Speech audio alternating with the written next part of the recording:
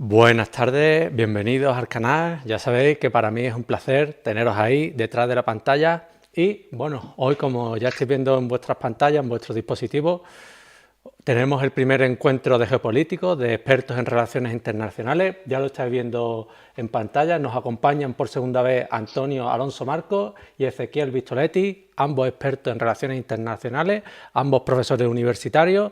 Y para mí es un auténtico placer que vuelvan a sumarse a este canal. Bienvenidos, compañeros. Muchas gracias por la bienvenida. Muchas gracias, Un Miguel. placer, Miguel. Hola, Antonio. Agradeceroslo a vosotros, ¿no? Porque la verdad, no todos los canales tienen la suerte de contar, y más dos veces con la presencia de expertos como vosotros, analistas internacionales, y hoy para hablar sobre un tema que, bueno, puede cambiar la geopolítica a nivel internacional. Es muy importante el suceso de esta semana que entra, la cumbre del G20 en Bali. Y bueno, me gustaría que nos situarais, ¿no? Que nos hicierais un primer esbozo sobre qué podemos esperar de esta cumbre, perdón, que tanta mirada puesta tiene. Antonio, si quieres puedes Sí, empezar. bueno, la verdad es que efectivamente es un acontecimiento al que habitualmente no estamos acostumbrados, ya cada vez un poquito más, pero son de estos foros, el G20 es uno de estos foros que van no a sustituir, sino a complementar cuando nacen, quiero decir, van a complementar el papel de la ONU como distensador de conflictos y como facilitador de diálogo entre líderes.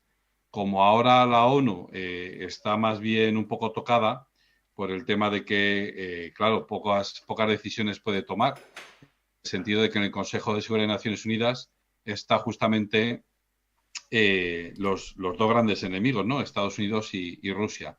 Entonces, se están buscando foros alternativos y este año yo siento que los medios de comunicación se está prestando mucha más atención a estos otros foros alternativos. Y el G20, sin lugar a dudas, es uno de ellos. Hace poco fue la reunión del G7 y bueno, esa, digamos, ya estamos más acostumbrados a prestarle atención, pero esta reunión del G20 es importante porque, digamos, es la primera que se hace después de la guerra de Ucrania ya avanzada, ¿verdad? Porque recordemos que la reunión del G20 se hace una vez, la de jefe de Estado, ¿no?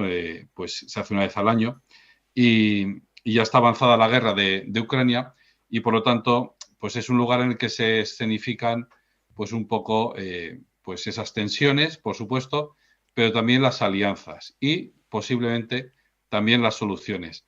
Aunque el tema de Ucrania obviamente va a centrar mucho la atención, en el mundo pasan otras muchas más cosas, sobre todo en África están pasando muchísimas cosas, ¿no? Pero, pero ya digo, va a centrar mucho la atención y se espera que también sea un punto, no voy a decir un punto de inflexión, pero sí un punto en el que se impulse la negociación pacífica y, por supuesto, digamos, la resolución definitiva, no definitiva, porque eso es casi imposible, pero sí una resolución próxima por lo menos de la guerra. No digo del conflicto en general entre Rusia y Ucrania, pero sí de que se pare la guerra, ¿no? Entonces, va a recibir, yo creo, un fuerte impulso, no un impulso definitivo, ojalá, pero yo creo que no, pero va a ser un impulso fuerte para que acabe esta guerra. Y Ezequiel, ¿cómo ves tú esta cumbre? Como bien ha dicho Antonio, Sí, muy esperada por todos. sí, participo de la visión de Antonio. La importancia, en mi opinión, en gran medida responde a la inacción de la ONU como consecuencia el veto entre las distintas potencias enfrentadas en el Consejo de Seguridad, pero también, en mi opinión, como consecuencia de la inacción, por llamarlo de alguna manera, o la lentitud de Guterres.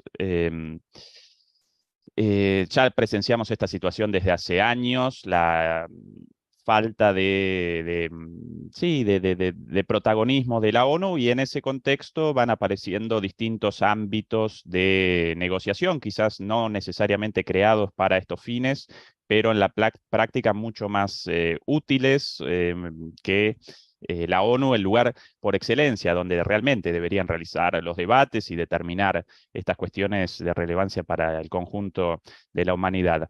Dicho todo esto, esta reunión, este summit, como lo llaman en inglés, aparece en un contexto muy especial, por un lado por la guerra, naturalmente, pero por otro lado también por los cambios en el orden internacional más allá de la guerra. Yo conceptualizo este momento histórico como un momento de transición de el viejo orden mundial, caracterizado en lo político por un orden unipolar hegemonizado por los Estados Unidos, y en lo económico un orden mundial caracterizado por la globalización neoliberal en su fase de auge. ¿Sí? Bueno, ambos órdenes, como parte de este gran orden mundial, tanto el orden económico como el orden político aparecen en crisis, y presenciamos la aparición de un orden en ciernes, en mi opinión, multicéntrico, distinto de multipolar. Ya alguna vez presenté esta idea en tu canal, en el sentido de que aparecen múltiples áreas de influencia, pero a su vez, si bien estas áreas de influencia pueden presentar tensiones, incluso conflictos entre sí, también aparecen interrelacionadas, a diferencia de un orden bipolar o multipolar como en la Guerra Fría, en el cual aparecían dos polos en las antípodas, Estados Unidos en su momento y el mundo occidental, la Unión Soviética y el mundo oriental por otro lado, sin interrelaciones prácticamente, al menos no en lo económico. Bueno, hoy presenciamos el surgimiento de algo nuevo con estas distintas áreas de influencia, ya no solo Estados Unidos, sino China, la India, Rusia, Sudáfrica, Brasil, pero a la vez interrelacionados entre sí. Bueno, y dentro de ese orden, naturalmente, aparecen conflictos, ¿sí? El de Ucrania representa, sin lugar a dudas, uno, no entre Rusia y Ucrania, sino en realidad entre Estados Unidos y Ucrania, pero también aparece otro importantísimo y quizás aún más importante en Taiwán, entre China y Taiwán, pero en realidad como un conflicto no entre China y Taiwán, sino entre China y los Estados Unidos, ¿sí? Entre la potencia en declive y la potencia en ascenso. Y de ahí que entre los encuentros planeados acá, en esta cumbre, bueno, van a realizar un encuentro el presidente de Estados Unidos, Biden, y Xi Jinping, el presidente de China, recientemente electo, en el cual determinarán en qué medida podremos presenciar esta transición de un orden a otro sin un enfrentamiento militar directo entre ambas potencias. Recordemos que en la gran mayoría de casos en la historia, en la gran mayoría de transiciones en la historia entre un orden y otro, bueno, esas transiciones aparecen mediadas por la guerra.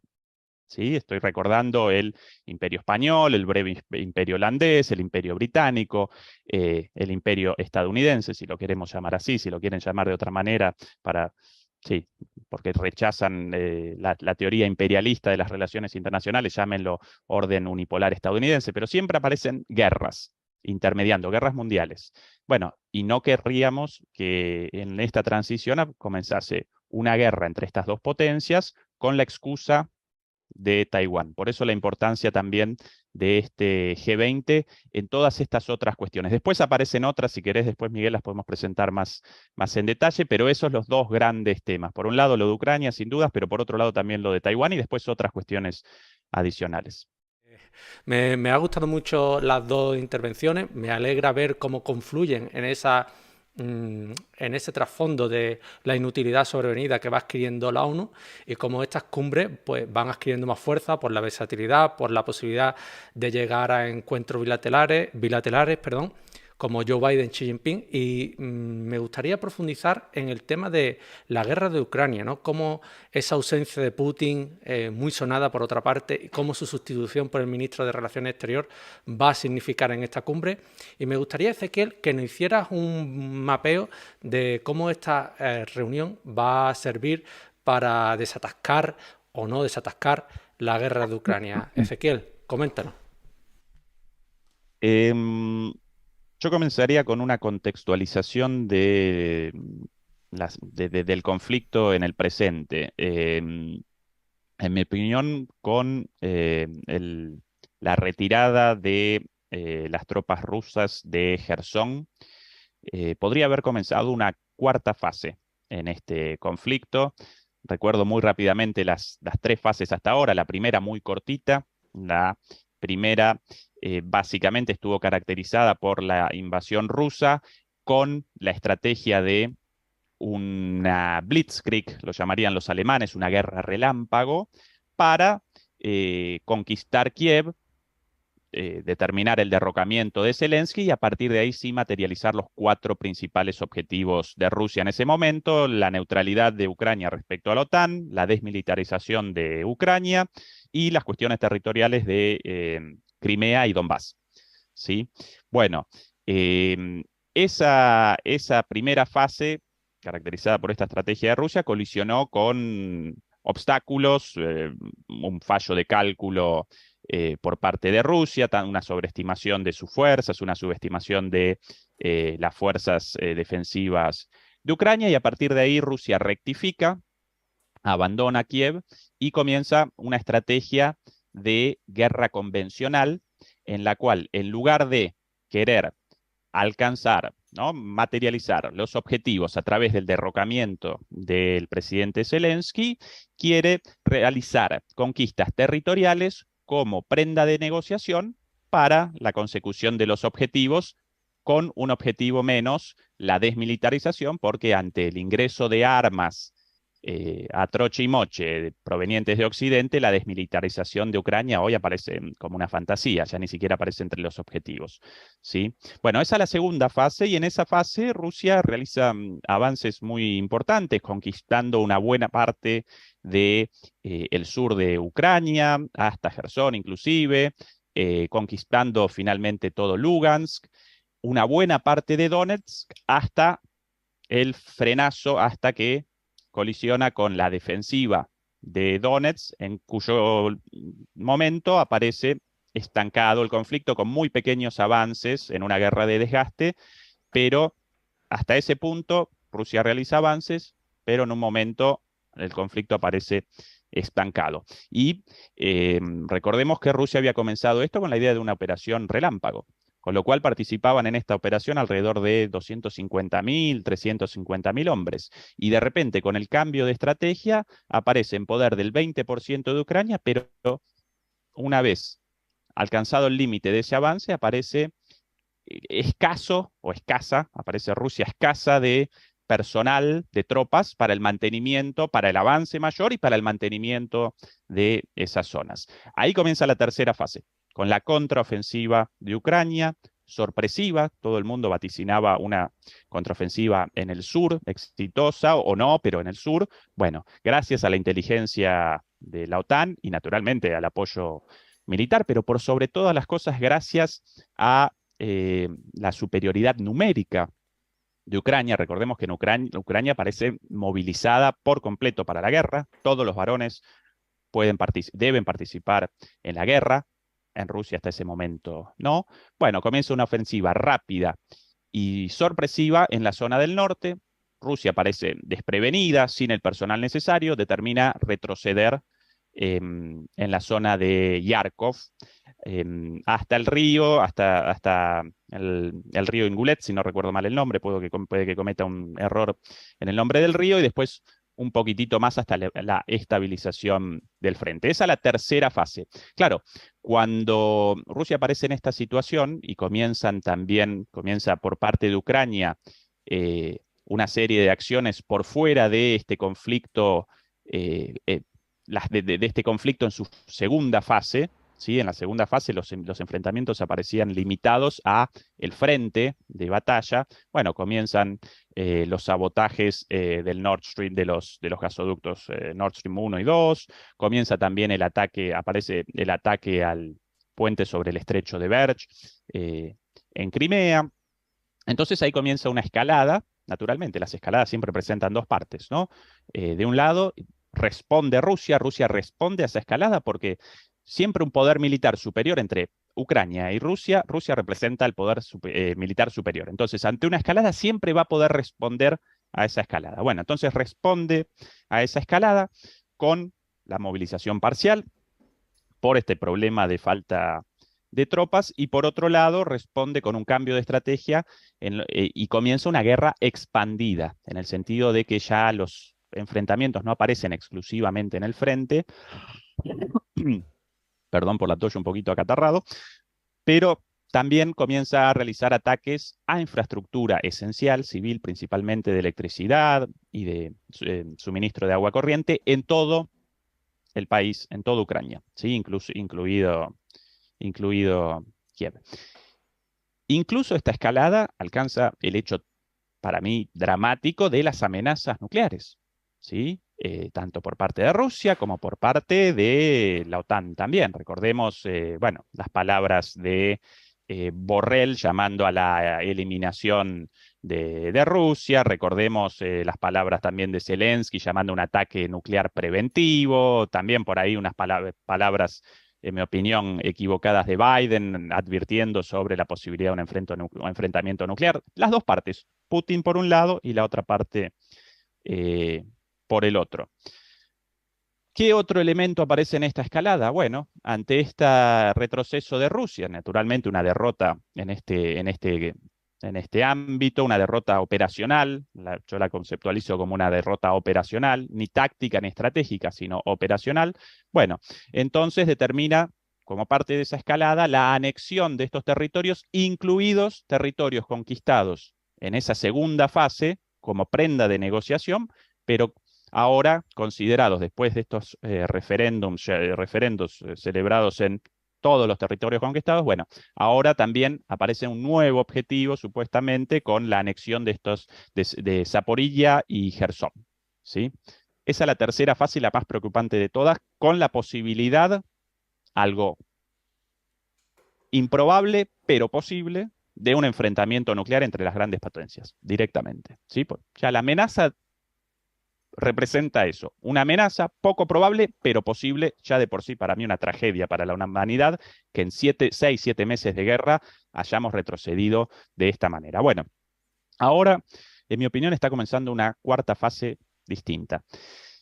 En este caso, Rusia determina un repliegue planificado ya desde hace más de un mes. Primero la población civil, ahora lentamente el personal militar en la zona de Jersón, ante la conglomeración de tropas para una contraofensiva en el sur de Ucrania. En Jersón, hasta el momento, esa contraofensiva no había podido realizar avances significativos, pero militarmente, bueno, Jersón aparece con un río a sus espaldas, el suministro de insumos representaba un problema para Rusia, los puentes aparecen destruidos, incluso Ucrania realizaba ataques a los servicios de ferries, de barcos para el suministro de materiales a Jersón, retrocede, abandona Jersón y otra vez aparece una situación más parecida a la segunda fase, en la cual el foco otra vez nuevamente aparece en la cuestión de la OTAN, naturalmente, la neutralidad,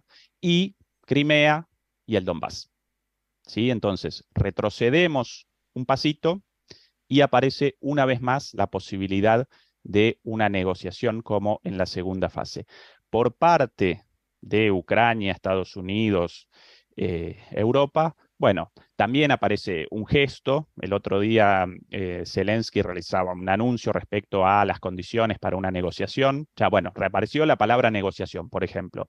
Pero además de eso, bueno, antes establecía como condición la presencia de Putin. Bueno, eso representa una condición para la no negociación, porque Putin no va a abandonar el gobierno de Rusia. Bueno, esa desapareció. Por otro lado, aparece también todavía la retoma de Crimea, lo cual para Rusia representa un punto, una línea roja.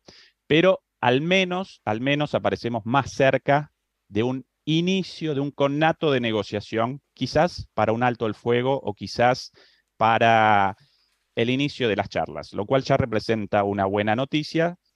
Antes del comienzo del invierno, las temperaturas descienden en Ucrania a menos 30 grados. Esto genera muchísimos problemas para para ambas partes, y antes de la llegada de la gran mayoría de los reservistas movilizados en la tercera fase, en esta fase de escalada, de 300.000 reservistas rusos. Este es el contexto, Miguel. Después, ¿por qué Putin determinó no participar directamente? Ahí podemos generar elucubraciones y especulaciones. Para mí, él no quería protagonizar una situación incómoda en el contexto de los encuentros con otros líderes, o que abandonaran la sala, o algo parecido a eso. Por ende, sencillamente empoderó, ¿no? Realizó la delegación de esa tarea en Lavrov, en su ministro de Relaciones Exteriores. Además, aparentemente habría de participar, va a participar aparentemente a distancia en línea Zelensky. Esto obviamente no debe congratular a Putin de ninguna manera. Originalmente, recuerden que Occidente, en particular Estados Unidos, realizó presión muy fuerte en Indonesia, con el presidente de Indonesia, para que no participara Rusia y para que participara personalmente Zelensky. Bueno, el presidente de Indonesia lo rechazó, en una muestra de que esta idea de el mundo en contra de Rusia representa una construcción occidental. Por un lado aparece la OTAN, sin dudas, por el otro lado Rusia, y el resto del mundo, la gran mayoría de Asia, incluida China, nada más y nada menos, África, el mundo árabe, América Latina, aparecen en una situación neutral, rechazando la invasión, rechazando la guerra, pero llamando a la negociación política y a la paz, ¿sí? Bueno, esto es una muestra más de lo mismo. Y bueno, ¿en qué medida estas posibles negociaciones en esta cuarta fase van a presentar avances ahí o no? Lo podremos determinar recién después, e incluso quizás ni siquiera, porque muy posiblemente establezcan conversaciones secretas, pero aparece como una posibilidad en esta nueva fase. Esa por lo menos mi interpretación de este momento tan especial del conflicto. Pues Ezequiel, muchas gracias por esa disertación, ese análisis profundo de todo lo que nos ha traído a esta cumbre. Y yo, Antonio, la verdad es que negociaciones sí, parece que sí, pero anteriormente en la segunda fase, como bien ha explicado Ezequiel, también había negociaciones y al final fuimos a una escalada mayor, ¿no? ¿Cómo ves tú esta cumbre en el contexto de la guerra de Ucrania, la ausencia de Putin, la posible asistencia telemática de Zelensky? Coméntanos, compañero. Bueno, pues la verdad es que lo que ha descrito Ezequiel es efectivamente una muy buena lectura de estos 6-7 meses de guerra, ¿no?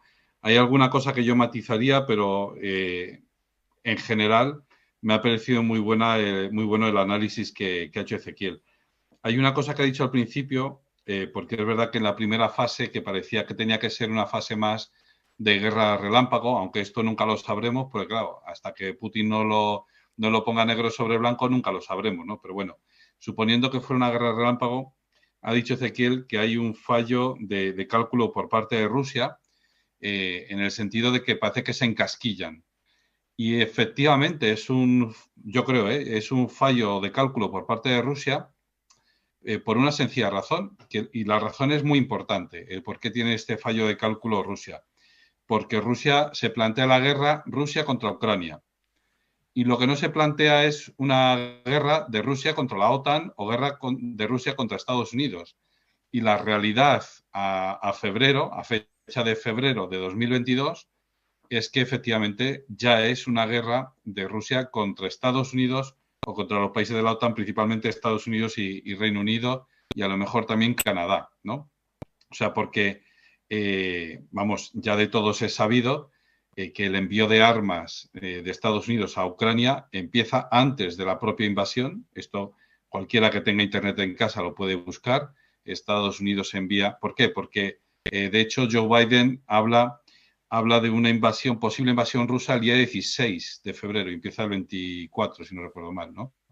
Entonces, bueno, pues ya preventivamente va enviando armas allí. No solo armas, sino también inteligencia, y esto es fundamental.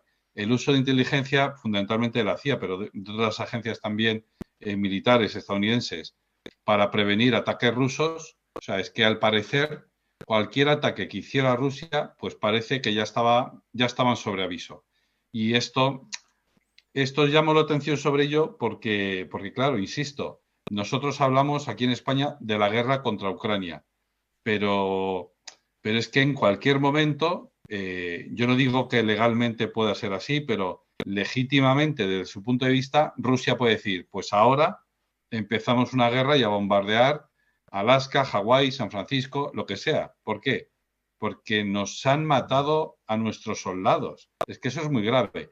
Y en Rusia, para la mentalidad de Rusia, yo no sé si habéis paseado, yo Rusia no la he pisado, solo el aeropuerto de Moscú, pero he paseado mucho por antiguos países de la Unión Soviética, ¿no? Por Armenia, por Kazajstán, Tayikistán, Uzbekistán, y en cada pueblo prácticamente hay un monumento en recuerdo de los que murieron por ejemplo, en la Guerra Patria, ¿no? En la Segunda Guerra Mundial.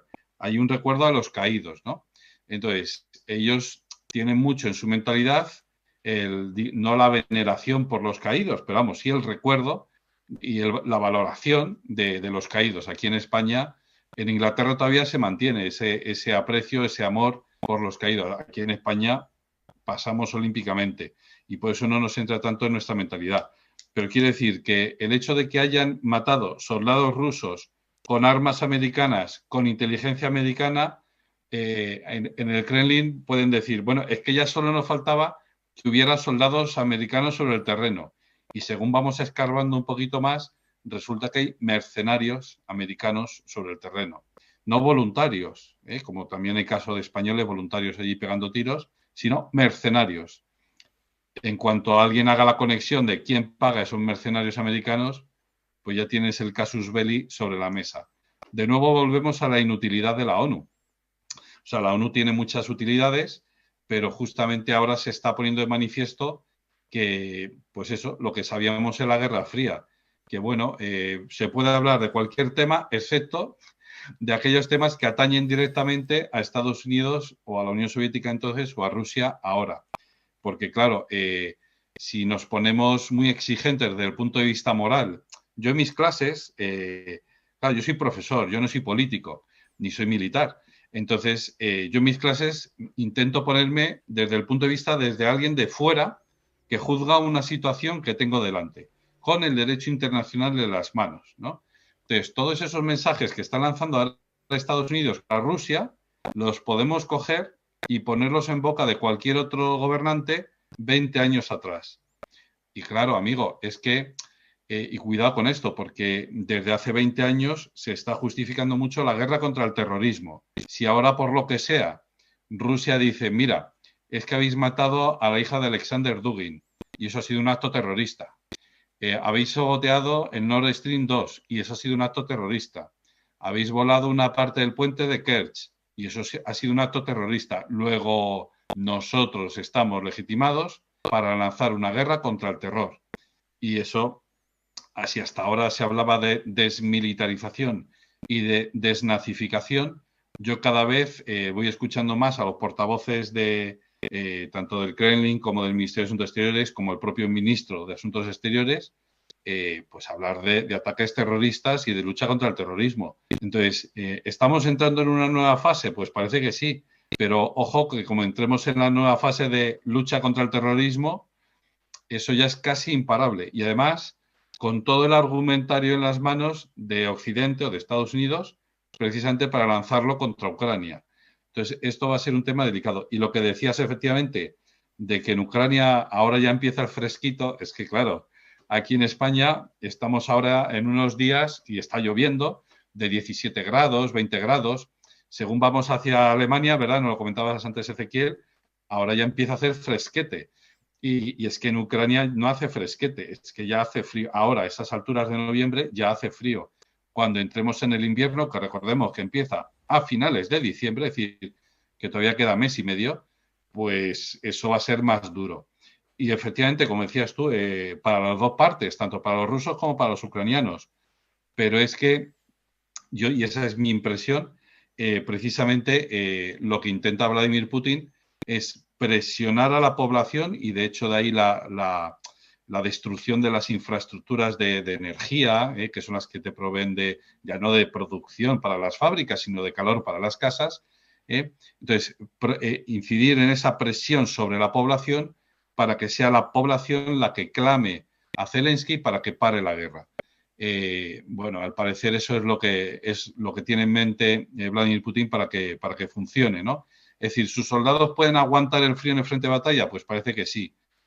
Sobre todo los chechenos, ¿no? Porque no hay que olvidar también que es un rumor, lógicamente, yo no tengo pruebas sobre ello, pero la corrupción en el ejército ruso es bastante alta, de tal manera que aquel dinero que tenía que ir destinado para el equipamiento, para el habituallamiento, etcétera, etcétera, pues se ha ido perdiendo por el camino durante todos estos años, no digo durante estos 7 meses, sino durante todos los años precedentes, y claro, no están bien pertrechados. Y lo que se comenta en redes sociales y tal es que el ejército checheno, es decir, bueno, pues los 70.000 hombres que lleva Kadyrov por allá, pues eso sí que están bien pertrechados, y los pobres voluntarios rusos o los pobres reservistas rusos o incluso el ejército, pues no está tan bien pertrechado. Bueno, eso dejándolo al margen y volviendo al tema, al final corremos el riesgo, y para ir terminando, corremos el riesgo de caer en una profecía autocumplida, en un ejemplo, siguiendo el claro modelo del dilema de seguridad, ¿no? Que según el cual, lo conocéis perfectamente, ese dilema de seguridad que se llama, por el cual un país se siente inseguro, quiere incrementar su seguridad y lo que hace es emprender una serie de acciones, por ejemplo, pues armarse o rearmarse, y entonces comienza una serie de acciones por la cual provoca en el contrario o en el de enfrente una sensación de inseguridad. De nuevo, para salvar esa sensación de seguridad, lo que hace es emprender una serie de acciones que en sus cálculos iniciales dice, esto es para incrementar mi seguridad. Entramos así en una espiral por la cual al final acaban en guerra dos países que en principio no tenían ningún problema, digamos, a priori. Yo esto lo veo, ya digo, esta guerra la veo como un ejemplo buenísimo o malísimo, según se quiera ver, de dilema de seguridad, porque hace un año no existía la guerra entre Rusia y Estados Unidos o entre Rusia y Reino Unido, que no hay que perderle de vista en todo este tipo de actos un poco, digamos, que no es el ejército ucraniano, ¿verdad? Hace un año no estábamos ahí, pero ahora sí. Entonces, ¿cómo hemos llegado a esta situación? Y ya digo, por último, dentro de este dilema de seguridad, también hay que atender, y esto hay que investigarlo, y yo llamo a todos tus oyentes o todos tus espectadores, Miguel, a que lo hagan y lo busquen por ellos mismos, porque a mis alumnos se lo digo, ¿no? Digo, yo en clase hablo y digo cosas. Si ustedes no me creen, bueno, pues oiga, ahí tienen las fuentes y investiguen por su cuenta, ¿no? Esto que dice Vladimir Putin de que ya llevamos 8 años de guerra, pues hombre, es que a lo mejor es verdad. A lo mejor es verdad lo que dicen ellos, ¿no? Que todo empezó con la quema del edificio, es la casa de los sindicatos, creo recordar, ¿no? En Crimea. Entonces, todo empieza por eso. Entonces, entramos en Crimea por el tema de proteger a los rusos que viven allí, etcétera, etcétera. Ucrania desde ese momento ha estado atacando a civiles, matando a civiles. Claro, esto no hay que desecharlo tan fácilmente. ¿Eso es verdad o es mentira? Es decir, el ejército ucraniano desde hace 8 años lleva matando civiles rusos, no prorrusos, sino de origen étnico ruso en Crimea y en el Donbass, ¿sí o no? ¿Qué ha hecho la comunidad internacional desde entonces? Parece ser que la OSCE sí que le ha prestado atención, la ONU no le ha prestado tanta atención. Bueno, pues esto hay que ir mirándolo, porque también hay que entender la humillación que ha sufrido Rusia. Y está claro, esto a la hora de entrar en el tema del G20, Vladimir Putin quiere evitar toda humillación a toda costa. Pues se puede imaginar, os podéis imaginar, ¿no? La humillación que podría ser para Putin, eso, los desaires que ha descrito antes Ezequiel, ¿no? Que nos vamos a hacer la foto de familia y de repente Biden se va. O de repente el líder francés se va, o el inglés, o Pedro Sánchez, pues coge y se va y abandona la foto de familia dando gritos y diciendo yo no quiero hacerme fotos con un asesino. Entonces, para evitar esa humillación, pues no va Putin, va Sergei Lavrov, ¿no? Sergei Lavrov, de hecho, en julio también abandonó antes de tiempo la reunión precisamente por eso, para evitar la humillación. Y es que no hay que olvidar esto que está metido aquí en la parte de atrás del cogote de Putin, de la humillación. Es decir, él sintió como personal, como una humillación el desastre, la caída de la Unión Soviética. Él sintió como una gravísima humillación toda la década de los 90, en la que Yeltsin era una marioneta en manos de Bill Clinton. Y no solo él, sino que conecta muy bien con el pueblo ruso cuando le dice, ¿os acordáis de aquella situación tan descabellada y tan desesperada que vivíamos nosotros? Y claro, la gente dice, claro que me acuerdo, eso lo he vivido yo, mis abuelos se murieron en esa situación, etcétera. En fin, que es algo a lo que puede echar mano Vladimir Putin con bastante facilidad. Y la cuestión es esa. Dice, bueno, hasta ahora hemos sido humillados, a partir de ahora ya no. Entonces, a partir del año 2004 ya se le encienden todas las alarmas a Vladimir Putin y a partir del año 2008, olvídate, ya no, él dice que ya no va a aguantar ninguna humillación más. Y ahí conectamos con otro señor que es China, ¿no? Otro actor que es China, que viene de un siglo que se llama el siglo de la humillación, ¿no? Desde que pierde la guerra del opio hasta que establecen la República Popular de China, el año 49, eso se conoce como el siglo de la humillación. A partir de ahí empiezan a trabajar y ahora, a día de hoy, se puede encontrar una alianza estratégica entre Rusia y China precisamente por esto. Pues dice, bueno, hasta aquí hemos llegado. Es decir, vuestro orden internacional ha acabado. Las reglas liberales de mercado, nada. O sea, eso, las reglas de la Organización Mundial de Comercio y tal, eso ya es cosa vuestra, del pasado. Pero ahora empezamos a hablar nosotros y empezamos a hablar los BRICS, como decía Ezequiel. Pero es que además el G20 seguro va a ser una escenificación de esto, ¿no? De cómo los BRICS hacen bloque juntos y le dicen a Estados Unidos, vale, bien, os escuchamos, pero que sepáis que ya no lleváis la voz cantante. Por mucho que tengáis un G7 en el que parece que sois vosotros lo que vais a llevar la reunión del G20, olvidaos de eso, porque eso ya es el pasado. A partir de ahora vamos a coger aquí en el BRICS, vamos a coger a Argelia, vamos a coger a Egipto, vamos a coger a Turquía, que luego hablaremos de ello. Pero, o sea, ya no es el orden internacional basado en normas que gira en torno a Occidente. Nos tenemos que ir dando cuenta de que a lo mejor nos dejan como un parque temático, pero quien va a dirigir los destinos del mundo tiene el peso en el Pacífico. Y esto no lo digo yo, lo decía Henry Kissinger hace ya una buena cantidad de años, hace por lo menos 15 años, cuando afirmaba que el eje del mundo ya no está en el Atlántico, ahora el eje está en el Pacífico. Y cuando decía Pacífico, obviamente Kissinger no estaba pensando en el reino de Tonga, estaba pensando precisamente en China. Y ya me callo. Bueno, pues me ha gustado esas reflexiones. La verdad es que me encanta escucharos, la verdad. Yo soy todo oído y tristemente parece que en vez de una cumbre para llegar a acuerdos o para evitar que siga escalando la tensión, vamos a una cumbre a ver quién se da la puñalada más grande, ¿no? Por así decirlo, ¿no? Pero me genera desconfianza en estas cumbres a mí verdaderamente, porque no, yo personalmente, que no estoy tan relacionado con las relaciones internacionales y la geopolítica, no sé hasta qué punto son útiles o no son estas cumbres. Desde luego que hablarán, que lógicamente vas a intercambiar más aspectos en una cumbre que por tu casa hablando por teléfono desde la oficina presidencial, ¿no? Pero no sé yo. Y también me gustaría finalizar el tema de la guerra en Ucrania antes de pasar con China, porque escuchando me parece poco más o poco menos que podía haber ido Putin a una encerrona allí, que le hicieran desaires, desmanes, como bien comentaba Ezequiel, como también señalabas tú, ¿no, Antonio? Pero siguiendo escuchándote, puede que las tornas cambien, es decir, que muchos de los países que estén allí ya no miren a Occidente, a ese mundo unipolar, sino a ese mundo multicéntrico, como señalaba Ezequiel. Entonces, mi pregunta es, ¿puede significar esta cumbre como un paso más allá hacia ese mundo multicéntrico de manera definitiva? ¿Qué pensáis?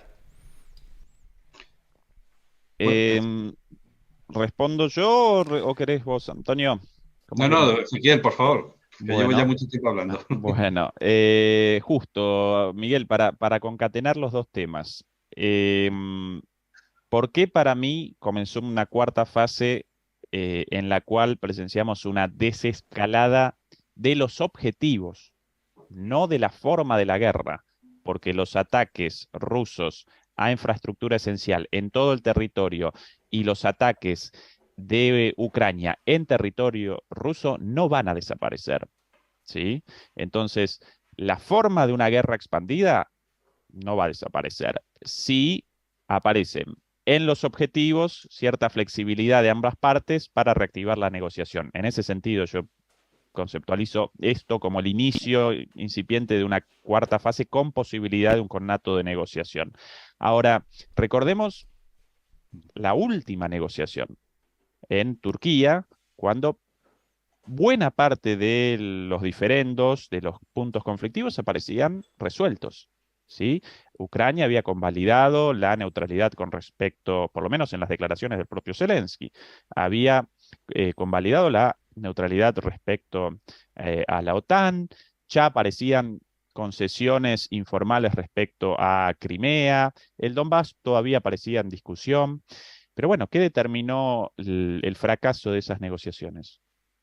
Básicamente el llamado de la OTAN, la visita de Boris Johnson, después la cuestión, la masacre de Bucha y su difusión en los medios occidentales. Eso determinó que Zelensky abandonara una posición negociadora. Entonces, ¿qué situación presenciamos ahora? ¿Qué diferencias aparecen ahora para que Estados Unidos pudiese generar presión en Ucrania para un acercamiento hacia la negociación? Bueno, para mí ahí aparecen tres cuestiones distintas. Por un lado, los efectos de la guerra en Estados Unidos, en la economía de Estados Unidos y en particular en la inflación, ¿sí? Un poco menor que la europea, pero todavía muy altas, y más allá de la celebración del Partido Demócrata por no haber, porque no presenciamos una ola republicana, como vaticinaban las encuestas, aún así abandona el control de la Cámara Baja, el Partido Demócrata, ¿sí? De cara a las próximas elecciones, el Partido Demócrata aparece debilitado con respecto al inicio de su mandato. Eso por un lado. Por otro lado, la cuestión de los obvios y cada vez más evidentes desacuerdos en la Unión Europea, no solamente por las consecuencias de esta guerra para la población de a pie en la Unión Europea respecto a la inflación, a la recesión ya, a la escasez energética, sino incluso enfrentamientos ahora ya entre Francia y Alemania por momentos, el discurso de sí, nosotros acompañamos a Ucrania y a la OTAN, y al día siguiente una visita de Scholz a Xi Jinping en China. No por nada, China representa el principal socio comercial de Alemania fuera de la Unión Europea, ¿sí? País afectado particularmente por la guerra, principalmente por la cuestión del gas, Alemania, ¿sí? Entonces eso, pero en tercer lugar aparece una diferencia para mí aún más importante, la cuestión de China, ¿sí? Hace unos días Xi Jinping realizaba una declaración muy clara, aparecemos encaminados hacia una guerra con Taiwán, respondía la primera ministra de Taiwán lo mismo, aparecemos en preparación para la guerra. Y bueno, para Estados Unidos, un conflicto en Ucrania y a la vez otro conflicto en Taiwán, en el cual ahí sí debería participar directamente, por lo menos esa es la amenaza, por lo menos esa la consecuencia después de las visitas de Nancy Pelosi a Taiwán. Entonces, puede que el interés de Estados Unidos responda a eso, ¿sí? Pues muchas gracias, Ezequiel, muchas gracias. Y también no solo por esa disertación, sino por situarnos, ¿no?, en esa comparación con qué pasaba en esa fase 2 que tú comentabas, esas negociaciones previas, cómo se truncaron y lo que podemos tener ahora, no solamente ya en Ucrania, sino también en Taiwán. Y ahí, en ese respecto, me gustaría pasar a Antonio, que nos hablara de este encuentro en lo que respecta a Taiwán, a China, esa reunión bilateral que ya está fijada entre Xi Jinping y Biden. ¿Qué podemos esperar del asunto de China?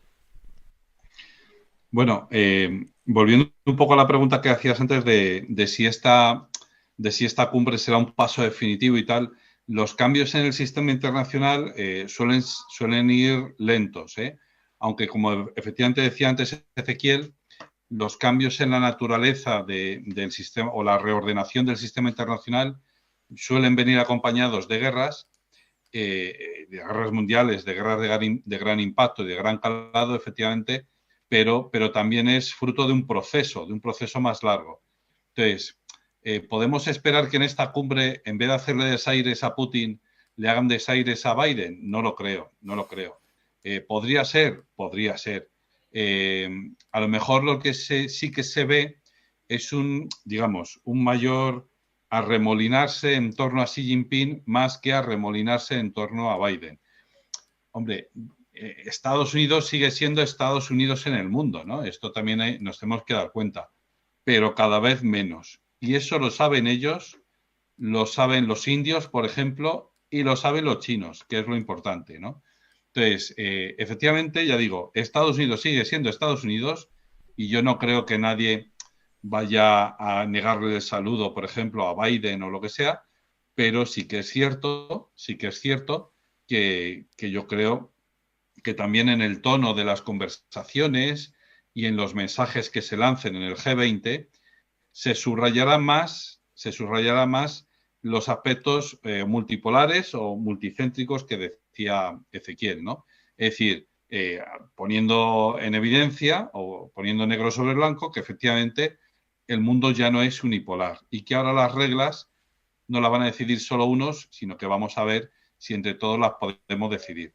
Porque efectivamente a nosotros nos llega la idea de que todo el mundo está en contra de Putin y no es verdad.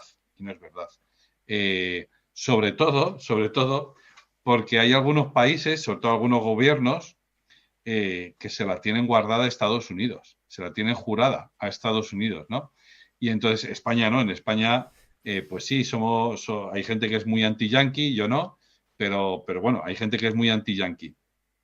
Pero es que en otros países, gobiernos enteros son declaradamente anti-yanquis, ¿no? Yo hace poco estuve en una reunión en una conferencia de alto nivel de la ONU y la representante cubana, sin ir más lejos, con nombres y apellidos, dijo, pues era un tema sobre terrorismo, era una conferencia sobre terrorismo, ¿no? Entonces, la diplomática cubana dijo, bueno, pues es que si hablamos de terrorismo, hablemos de cómo hay un Estado, un país que se llama Estados Unidos, que ha cometido actos terroristas en mi país, claro. Entonces, yo creo que este tipo de declaraciones cada vez la vamos a empezar a escuchar más. ¿Por qué? Pues porque ya el mundo ya no es unipolar y entonces ya se le ha perdido el miedo como suelen decir, le gusta decir en las películas y en las series, el líder del mundo libre, ¿no? Pues ya se le está perdiendo ese respeto. Yo insisto, todavía a día de hoy todavía se le puede mantener, todavía se le puede mostrar, pero yo creo que cada vez más veremos más muestras de esa falta de respeto y sobre todo de adulación al nuevo líder del mundo, que es, sin lugar a dudas, China. Hay un problema fundamental con el tema de Taiwán que señalaba muy bien Ezequiel, y es que, claro, si Estados Unidos está echando miles de millones de dólares en la guerra de Ucrania, dinero del contribuyente, por cierto, lógicamente no puede atender a dos frentes al mismo tiempo. Y digamos, no está metido en una guerra, claro, pero es que hay que entender que la política exterior estadounidense, digamos, tiene una cierta lógica y sigue unas ciertas dinámicas. Entonces, desde los tiempos de Obama, Estados Unidos está de retirada de todos los escenarios bélicos mundiales. Se fueron de Afganistán, se fueron de Irak. Donald Trump no empezó ninguna guerra nueva. Esto hay que subrayarlo, ¿no? Y entonces, pues se han ido retirando de Yemen, de Siria, se han ido retirando y ahora mismo, pues es una excepción un poco rara que habrá que, dentro de 5 o 6 años, tendremos que analizar exactamente por qué ha sido eso, pero Estados Unidos se ha vuelto a meter, digamos, en la otra dinámica de enviar por lo menos armas, no de enviar hombres, que de momento no están por la labor y no estaría justificado delante de su electorado, que esto hay que tenerlo en cuenta también, que Estados Unidos es una democracia y de momento los políticos no andan mirando a 70 años vista, sino que miran a 4 años vista como muy mucho, ¿no? Entonces, tener dos frentes abiertos, Taiwán y Ucrania, y además dos frentes que están lejos de Estados Unidos, pues hombre, es bastante difícil de vendérselo a la población. Taiwán incluso está más cerca que Ucrania, pero aún así, digamos, es un asunto que a los americanos les cae muy lejos, los americanos de a pie, ¿no? Si dijésemos, no, es que estamos luchando contra los cárteles de la droga del norte de México. Bueno, pues a lo mejor eso sí que tendría razón de ser, porque al final la droga donde acaba es en el mercado americano y afecta a millones de americanos, de estadounidenses. Bien, pero Taiwán, ¿por qué? Porque es una guerra por nuestros principios. Pues a lo mejor sí, a lo mejor vendiendo esa idea, no, es una guerra. O sea, al final lo que hay detrás de ese enfrentamiento entre Taiwán o Estados Unidos y China por Taiwán es el tema de eso, ¿no? De no queremos perder nuestra preeminencia en el Pacífico. Insisto, desde hace 15 años esto ya está girando, lo que pasa es que es un gran transatlántico y hasta que acaba de tomar un nuevo rumbo va a tomar su tiempo, pero el gran capitán del Pacífico ya no es Estados Unidos, o lo está dejando de ser, si queremos, ¿no? Es China, es China. Bueno, pero es que Estados Unidos todavía tiene un presupuesto militar altísimo. Claro que sí, la mitad del presupuesto mundial militar es de Estados Unidos, pero es que China lo está incrementando a marchas forzadas y lo está multiplicando por unos números que se nos escapan a nosotros. Y entonces, no solo eso, sino que son líderes en innovación militar. Es que esto también se nos olvida. Hace poco, hace ya casi un año, un representante del Pentágono dijo, ya hemos perdido la guerra contra China. Y dice, ¿cómo? Estábamos en guerra y ya la hemos perdido. Dice, sí, porque ellos han sacado un misil hipersónico con el que nosotros no podemos competir. Amigo, pues esto ya es una señal, ¿no? De que efectivamente Estados Unidos ya va de declive y que China está ascendiendo.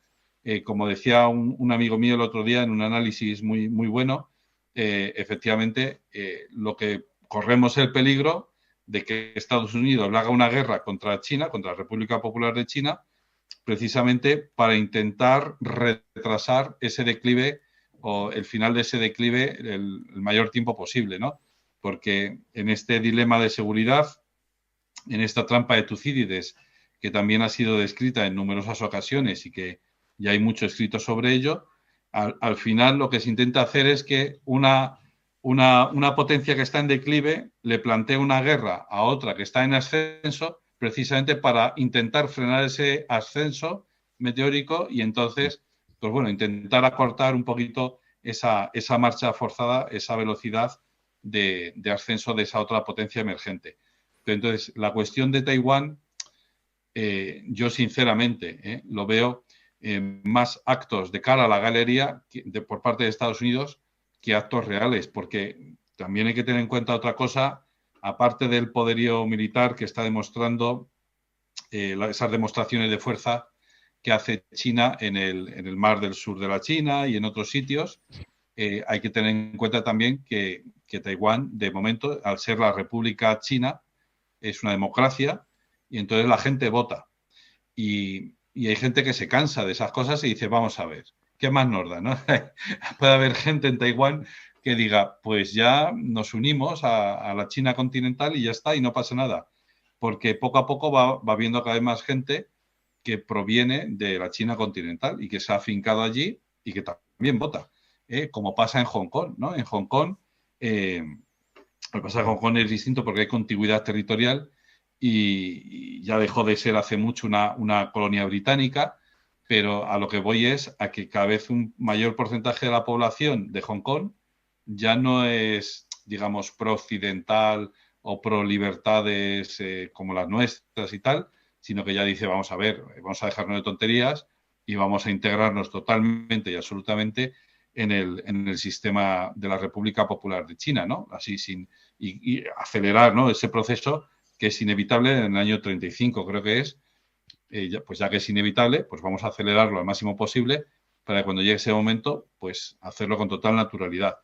De manera semejante puede suceder en Taiwán, que poco a poco vaya habiendo un margen o un buen grupo de gente que vaya apoyando esa idea y que al final pues no haya más remedio que aceptarla democráticamente. Ya no hablo del las demostraciones de fuerza de la República Popular de China.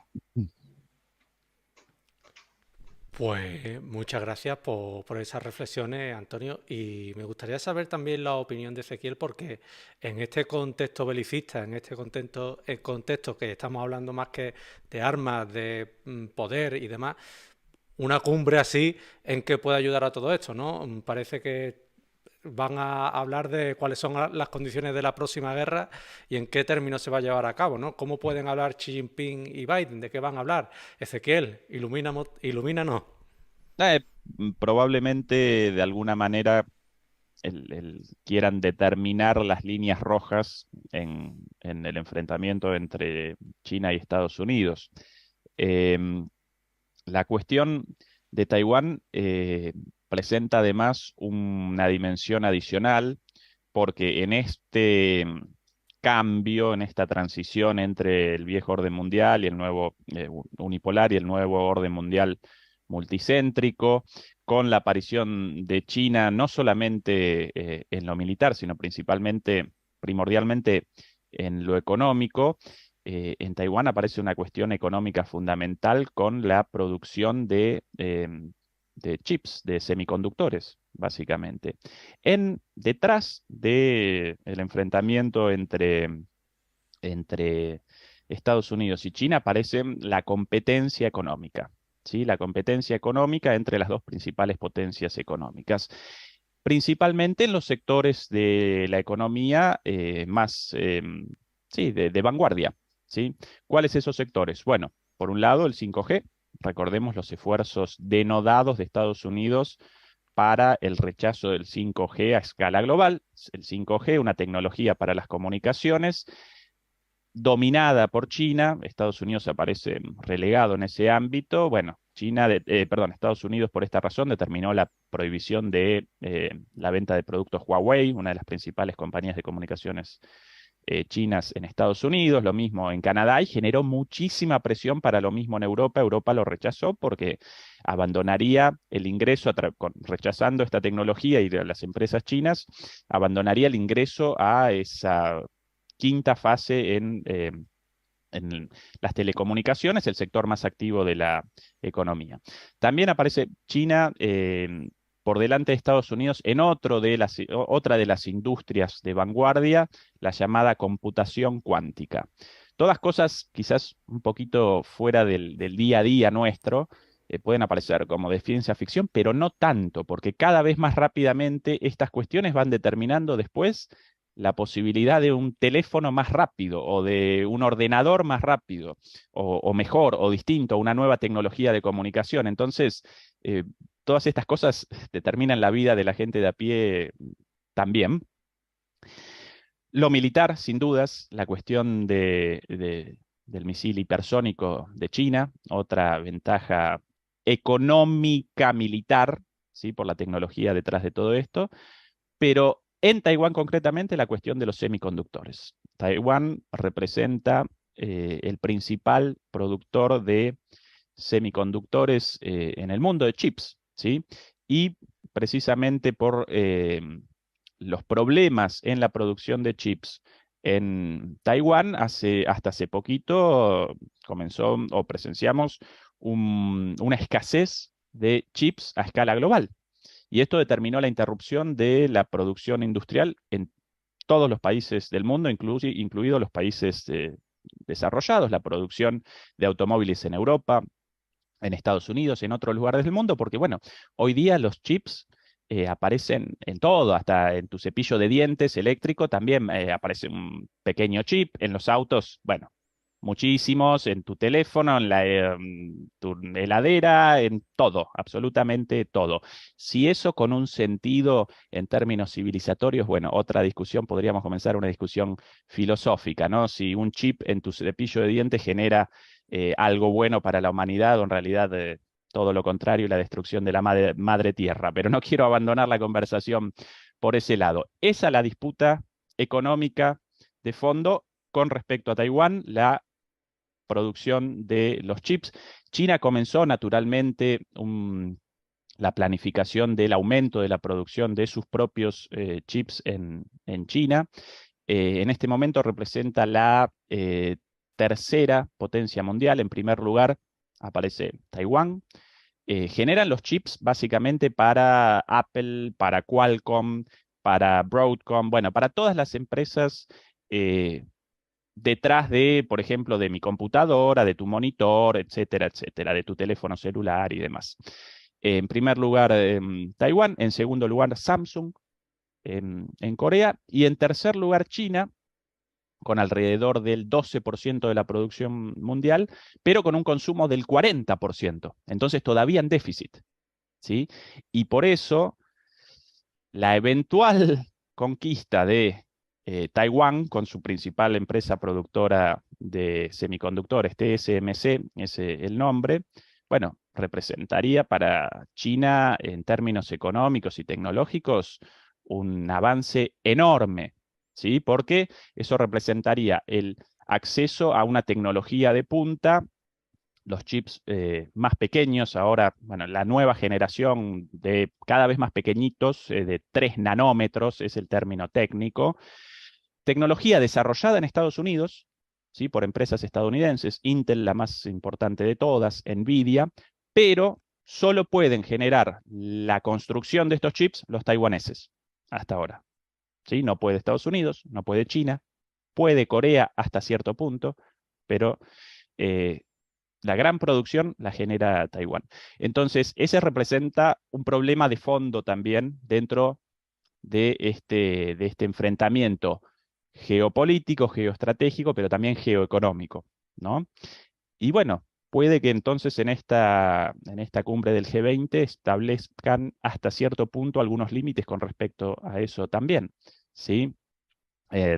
Como contexto, recordemos el déficit comercial de Estados Unidos con respecto a China, hasta hace algún tiempo de 500.000 millones de dólares al año. Más o menos la economía argentina como déficit, el valor de la economía argentina representa lo mismo que el déficit comercial entre China y Estados Unidos. Déficit comercial llaman a la diferencia entre las compras y ventas de un país y el otro, ¿sí? El principal socio comercial de Estados Unidos, como de casi de todo el mundo, la China, exportando productos de todo tipo y en particular exportando productos de alta tecnología. Estados Unidos, por el contrario, realiza exportaciones de soja principalmente o de productos de materias primas. Bueno, es el conflicto de fondo. Taiwán, otra vez, así como Ucrania, de alguna manera, el punto de ebullición de un conflicto mucho más amplio. Bueno, Taiwán, el conflicto de fondo entre Estados Unidos y China en este cambio de orden mundial, quizás, Miguel, ahí vayan a determinar algunos lineamientos para el desarrollo de este conflicto, ojalá sin un enfrentamiento directo entre potencias nucleares. Bueno, pero mucho más que eso no podemos vaticinar porque sí, no aparecemos ahí, ¿no? Bueno, pues no sé si me asusta o me alegra, ¿no? Que sea ya casi terminando la charla, que hablemos algo de economía, ¿no? Porque la mayor parte ha sido todo guerra, guerra, belicismo, ¿no? Pero bueno, tristemente es así, ¿no? Esperemos que en esa cumbre pues se alineen un poco los objetivos, los pensamientos, no sé. Y bueno, a mí, siguiendo por lo que teníamos programado, ya la última parte de la charla es qué países pueden tener un peso importante, significativo en esta cumbre, al margen de los que lógicamente ya hemos enunciado, ¿no? ¿Qué países creéis que pueden tener, son actores de segundo plano, pero en esta cumbre pueden tener un papel relevante? Antonio, coméntanos. Bueno, pues por enlazar también un poco por lo que decía Ezequiel acerca de esa competencia económica, de esa guerra comercial que se llamaba con Donald Trump y ahora ya no se llama guerra comercial, sino que ya ni siquiera existe esa guerra comercial, ¿no? Estas son las maravillas de la propaganda y del marketing, ¿no? Bueno, el tema es, lo que yo quería subrayar era que tanto en el concepto estratégico de la OTAN, aprobado en junio aquí en Madrid de este año, como en la estrategia de seguridad nacional, la primera que aprueba Biden, que es ahora, que ha salido ahora hace escasamente un mes, se señala a Rusia como enemiga, también en el Strategic Compass, por cierto, de la Unión Europea, a Rusia como enemiga y a China como rival sistémico. en el sentido de que, bueno, pues es un desafío más a largo plazo, es una cuestión económica, tenemos cierto margen de maniobra, no es tan urgente como la amenaza existencial que supone el ataque de Rusia contra Ucrania, etcétera, etcétera. Quisiera subrayar una cosa, y es que, según tengo yo entendido, según he podido yo mirar, esta es la primera estrategia de seguridad nacional que publica la Casa Blanca, no bajo el nombre del presidente, sino que se llama, y así el mismo archivo, el mismo PDF, se llama así Biden-Harris Administration, ¿no? Entonces, la administración Biden-Harris ha aprobado esta estrategia, no ha sido Biden, ¿no? Lo digo esto por esto que decías de qué van a hablar Xi Jinping y Biden. Pues no sé si quieres que sea un poco malo, pero va a ser muy dura esa conversación porque Biden tiene ciertos problemas, ¿no? Y son muy evidentes y se le han visto en muchas ocasiones. Y eso es grave y eso es peligroso, ¿no? Porque que Xi Jinping, un tío que también tiene 70 años, ¿no? O cerca de 70 años tiene que tener, pero un tío que acaba de ser elegido por sus narices, de nuevo, por tercer mandato consecutivo, secretario general del Partido Comunista Chino. Es decir, un tío que se siente fuerte. Se va a encontrar con un señor débil, ¿no? Entonces, claro, es que esto va a ser muy grave. Esto, desde el punto de vista de la imagen, va a ser muy grave. Pero no desde el punto de vista de la imagen que veamos aquí nosotros, en España o en Europa o lo que sea, sino la imagen que se va a dar en Asia de este encuentro, ¿no? Y sobre todo en China, sobre todo de cara a China, ¿no?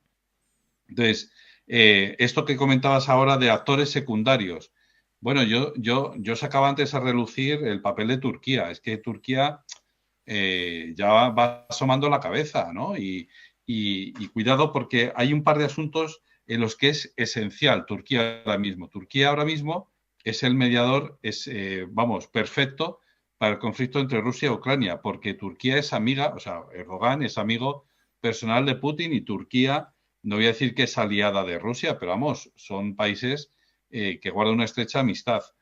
Principalmente por muchísimas razones, pero una de las cosas por las que necesita Rusia ceder en ocasiones ante Turquía es que la salida a puertos del Mediterráneo se hace a través del Bósforo, ¿no? Entonces, que es un estrecho controlado por Turquía, ¿no? Entonces, pues bueno, le conviene, pero además es que le compensa, ¿no? A Rusia llevarse bien con Turquía. Ojo, y a Turquía con Rusia, porque buena parte pues eso, de las materias primas que se originan en el entorno del Mar Negro salen al Mediterráneo a través de ese estrecho, pues decir, bajo control de Turquía, pero es que además, pues eso a Erdogan, digamos, le hace subir puntos en la escala internacional de, bueno, pues es un señor con habilidades diplomáticas, habilidades negociadoras, que llegado el caso nos puede echar una mano. Y de hecho, quien planteó y desbloqueó el acuerdo por el grano de Ucrania fue Turquía, ¿no? Entonces es bastante útil. Pero además, digamos, porque es miembro de la OTAN, ¿no? Tiene un pie en cada sitio, ¿no? Es miembro de la OTAN, pero a veces amigo de Rusia. Pero es que además está ayudando a Rusia a salvar las sanciones económicas, las financieras, quiero decir, porque desde el año 2014 Rusia pues tuvo que ingeniárselas para salvar muchas de esas sanciones. Y entonces, así como existe el sistema bancario del SWIFT, ¿no? Que todo el mundo conoce, pues ya desde el año 2014-2015 empezó a funcionar un sistema de pagos alternativo para ser independientes del SWIFT. Ahora ya no te aceptan el pago en rublos por las sanciones americanas y europeas. Bueno, pues, ¿qué tal si hacemos una moneda alternativa basada en materias primas, ¿no? Esto ya se está sugiriendo y Turquía está detrás de eso también, ¿no? Es decir, Rusia, China, Turquía y otros países, de hecho están hablando ahora también con Arabia Saudita, están en esta cuestión de buscar una alternativa al dólar como moneda de intercambio internacional. Ya lo que le faltaba a Estados Unidos para ese declive, ¿no? Es decir, si gran parte de su fortuna de Estados Unidos proviene de esos intercambios internacionales hechos en su moneda, pues imaginaos lo que puede suponer que venga, ahora vamos a hacerlos todos en yuan. Hay una gran disputa porque cada uno quiere mantener su moneda, ¿no? Pero están hablando de crear una moneda alternativa totalmente nueva, que hay Ramón Tamames, que es muy gracioso, ¿no? Porque lleva proponiendo desde hace bastante tiempo la creación de otra moneda alternativa que se llame Cosmos, ¿no? Entonces, si algún día traéis a Ramón Tamames, pues os lo puede contar en qué consiste y todo esto. Pero la cuestión es esta, que se está creando un sistema financiero también alternativo paralelo al sistema financiero dictado y dirigido por Estados Unidos. Y hay Turquía, que ya digo, es un actor secundario, pero ya no es tan secundario, pues ya va subiendo de nivel, va subiendo de calidad, ¿verdad?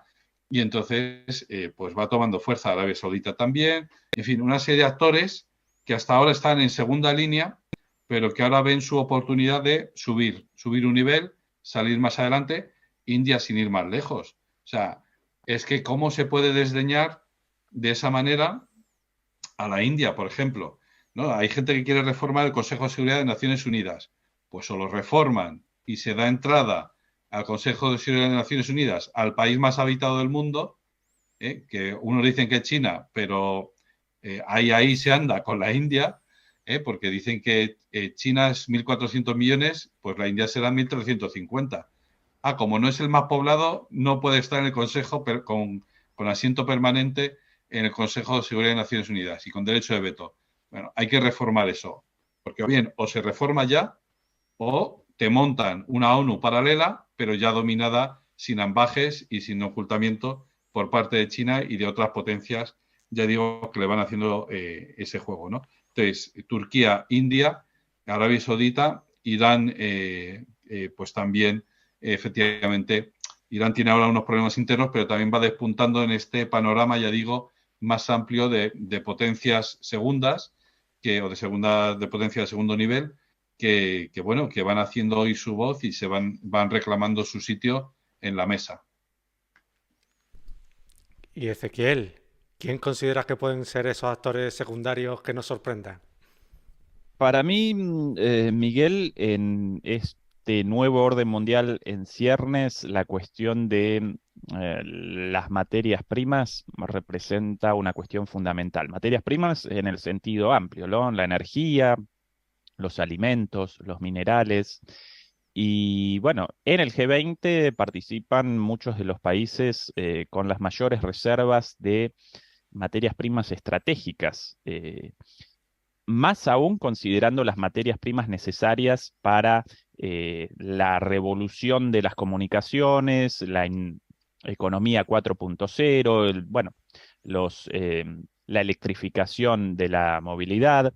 En ese sentido, Argentina, y como Argentina, Chile y Bolivia aparecen en posesión de la principal reserva de litio del mundo. México también presenta una reserva muy grande en otro estado de extracción más dificultosa, más difícil, pero también muy importante. Argentina y México participan en el G20. Bueno, naturalmente, el petróleo, como siempre, Arabia Saudita. No por nada el conflicto entre Estados Unidos y Arabia Saudita por la por la decisión del recorte de la producción de los países de la OPEP a pesar de la visita de Biden. Así que otro país del G20 con un rol importante en la cuestión de los recursos energéticos, de las materias primas. Bueno, China y la India naturalmente también, sin ninguna necesidad de explicación. Sudáfrica representa una potencia minera. Muchos de los minerales necesarios para la producción de semiconductores, de computadoras, de productos electrónicos como el cobre, el cromo, el manganeso, tierras raras, muchos de ellos aparecen en Sudáfrica.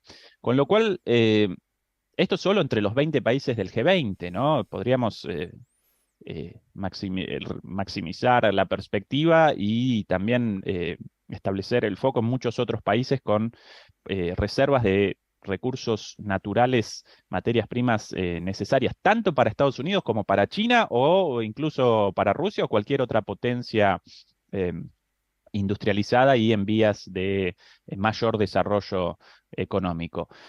Es el mundo del futuro. Un mundo multicéntrico con distintas zonas de influencia y con disputa por todas estas cosas. En mi opinión, como latinoamericano, para mí, una de las claves para la negociación con estos gigantes aparece en la unidad latinoamericana, ¿sí? En poder establecer relaciones con todos, estratégicas, no ideológicas, pragmáticas, desde la unidad y desde el objetivo final de la propia industrialización. En eso China representa un ejemplo excelente. Cuando comienza a partir de los 80 la apertura de la economía China a los capitales extranjeros y al capital en general, China establece una condición muy clara. Bueno, sí, los capitales pueden desembarcar en esta economía, hasta entonces prácticamente solo en posesión del Estado chino, pueden desembarcar, pueden realizar sus negocios, pero queremos transferencia de tecnologías. Comienzan así. Nosotros realizamos la venta de trabajo barato, presentamos nuestro trabajo barato, la factoría del mundo, las empresas de todo el mundo acá, bienvenidas, ningún problema, pero con una condición. El Estado participa como accionista también en las empresas, o en todo caso, capitales chinos, y transferencia de tecnología. Bueno, hoy China aparece como la principal potencia tecnológica del mundo. Ese para mí un modelo de imitación para América Latina, no el del partido único antes de que comiencen ahí las crisis, sino esto de, bueno, sí, bienvenidos también, si China, Estados Unidos y Europa parecen interesados en el litio, por ejemplo, bueno, perfecto, pero queremos la producción de las baterías de litio en Chile, en Bolivia y en Argentina, no sencillamente la exportación del mineral y después nosotros con la compra de los productos manufacturados como en la colonia. Esa por ahí, para mí, la estrategia madre de cara al futuro para el continente latinoamericano. Pues me ha gustado esas dos reflexiones, ¿no? Esos actores secundarios que muchas veces se nos escapan a los que no tenemos tantos conocimientos y bueno, veremos cómo acaba todo en esta cumbre y en los sucesivos, ¿no? Y Ezequiel, esperemos que lógicamente haya mayor armonía en esos países latinoamericanos que desde aquí tanto queremos y que, por cierto, haremos un directo próximamente hablando de esa hermandad latinoamericana también con España, a los que ya os informaremos también para que estéis expectantes. Un directo muy interesante ese y que os informaremos. Y bueno, yo por mi parte quiero agradecer a los dos por haber acercado al canal, por haber compartido con nosotros todas esas reflexiones que son de un altísimo valor, nunca me cansaré de decirlo y te abren la mente de una forma bueno, que hay que asentarlo. Yo ahora después de este directo me quedo un rato reflexionando sobre vuestros puntos de vista, cómo cambian mi mente esas reflexiones y os lo agradezco de todo corazón. Sabéis que esta es vuestra casa virtual. Y bueno, compañeros, me gustaría que para terminar este directo, que ya no hemos pasado largos de la hora, pero me gustaría que nos hicierais unas reflexiones finales sobre esta cumbre, que lo que queráis, totalmente libre, reflexiones finales y de verdad, compañeros, muchas gracias por habernos acompañado esta tarde de directo. Bueno, pues muchas gracias. Antonio. Bueno, sí que muchas gracias, Miguel, a ti por la invitación y a Ezequiel por todo lo que nos has ofrecido, porque efectivamente uno sale enriquecido de esta charla, ¿verdad? Yo de esta cumbre espero, pero una cosa es lo que espero y otra cosa es lo que pueda llegar a ser, ¿verdad? Yo espero que efectivamente sea un momento en el que al darse cuenta todo el mundo de por dónde van las cosas, pues de esa emergencia, de ese otro nuevo sistema internacional en el que ya Occidente pues ya cada vez va mandando menos, pues la gente se relaje, la gente se distense y, en fin, que empiecen a hablar de cosas que sean interesantes no solo para nosotros, que por supuesto a mí me interesan, pero también para los países pues que están emergiendo y sobre todo también para los países que están pasando graves dificultades económicas porque son países en vías de desarrollo. Y con respecto a los conflictos, exactamente lo mismo, exactamente lo mismo. Yo espero que de esta cumbre no salga una escenificación de rechazo frontal contra Rusia, sino que, pues busquemos las oportunidades para hablar, para dialogar, para llegar a acuerdos, porque lo que está claro es que las guerras se ganan en el terreno de la diplomacia las guerras se acaban, quiero decir, las guerras se acaban en la negociación diplomática, porque de lo contrario solo hay otra manera de proseguir, que es más guerra y más guerra. Así que yo hago efectivamente un llamamiento a la negociación, al diálogo, al entendimiento y a que cada uno pues estire hasta donde puede estirar, pero que por favor esto pare ya porque al final ya lo estamos empezando a sentir, ya lo sentimos y sobre todo los pobres ucranianos pues lo llevan sintiendo desde hace más tiempo. Muchas gracias, Antonio, por esas reflexiones finales. Ezequiel, Bueno, un placer la charla, Miguel, Antonio, muchas gracias por todo lo aprendido. Y bueno, acompaño las palabras de Antonio en cuanto a que cualquier acercamiento hacia la paz, sí, representa un regalo en este mundo tan turbulento y tan sanguinario. Quizás, además de todo eso, puedan realizar avances en la cuestión climática, ¿sí? Puedan reactivar los acuerdos alcanzados en algún momento entre Estados Unidos y China, los dos principales generadores de dióxido de carbono en el mundo, las dos potencias económicas más importantes, entre Obama, no recuerdo si en ese entonces todavía ya Xi Jinping o todavía no, sí, si no recuerdo mal, sí. Bueno, después interrumpidos por Trump y China, como cuando Estados Unidos abandonó los acuerdos, China como que también. Entonces, por lo menos que puedan reactivar eso y además de, bueno, las cuestiones bélicas entre estas grandes potencias, por lo menos el mundo uno para todos, entonces por lo menos que generen acuerdos en cuanto a eso, porque ahí aparece la vida de todos, de las potencias, del sur global, de todo el mundo, de la vida en la Tierra también, ¿no? Así que eso y un placer la charla con ambos cuando quieran de vuelta. pues un fuerte abrazo, compañeros. Hasta la próxima. La próxima. Hasta luego.